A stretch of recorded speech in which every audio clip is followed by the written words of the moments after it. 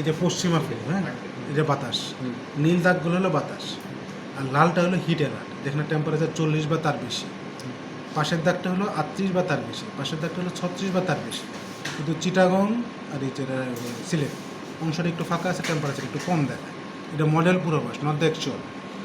এটা হেয়ার +-2 +- হতে পারে। আমাদের অরিজিনালি যেটা দেখাচ্ছে তার থেকে 2 ডিগ্রি বা 3 ডিগ্রি বেশি, কারণ 40 এর সাথে 2 যোগ করতে হবে। এখানে যদি 40 দেখে, আমাদের এখানে 41 বা তার বেশি আছে। হিট অ্যালার্ট জারি ছিল সারা দেশের জন্য। এটা আজকে সকাল 9:30 আবার 3 দিনের জন্য সেটা বর্ধিত করা হয়েছে।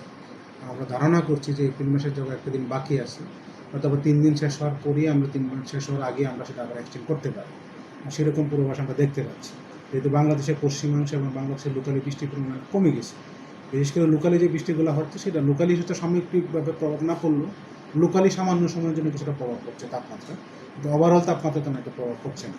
তা আমরা ধারণা করতে পারি কিংবা পূর্বাভাস অনুযায়ী বলতে পারি যে আগামী 5 দিন বা 6 দিন আমাদের সারা দেশে যখন তাপপ্রবাহ বয়ে যাচ্ছে, মোটামুটি বয়ে যেতে পারে, অথবা কিছু অঞ্চল তাপপ্রবাহের আওতায় আসতে পারে, আবার কিছু অঞ্চল চলে যেতে পারে। তবে ওভারঅল তেমন একটা পরিবর্তনের সম্ভাবনা সারা দেশে নেই। তা আমাদের তেমন একটা সুখবর দিতে পারছি না বৃষ্টির, বাংলাদেশের পশ্চিমাংশ হোক কিংবা বাংলাদেশের অভ্যন্তরে হোক। তবে আমরা ধারণা করতে পারি যে মেয়ের শুরুর দিকে বৃষ্টির পরিমাণ সামান্য বাড়তে পারে, সেটা নর্থ ইস্টার্ন পারে, বিশেষ করে সিলেট এবং চট্টগ্রামের দিকে সামান্য পরিমাণ বৃষ্টি বাড়তে পারে।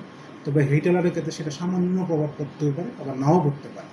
তবে হিট অ্যালার্ট এত সহজে আমাদের হতে পারে নাও যেতে পারে, যদি আমাদের তার একমাত্র উপায় হলো বা মাধ্যম হলো যদি বাংলাদেশের পশ্চিমাংশে ভালো মানের একটা বৃষ্টি হয় এবং সেই বৃষ্টির প্রভাবটা যদি বাংলাদেশে থাকে, বাংলাদেশে একটা ভালো বৃষ্টি হতে হবে, দেন আমরা আশা করতে পারি যে আমাদের তাপপ্রবাহটা সারা দেশে কমে আসতে পারে।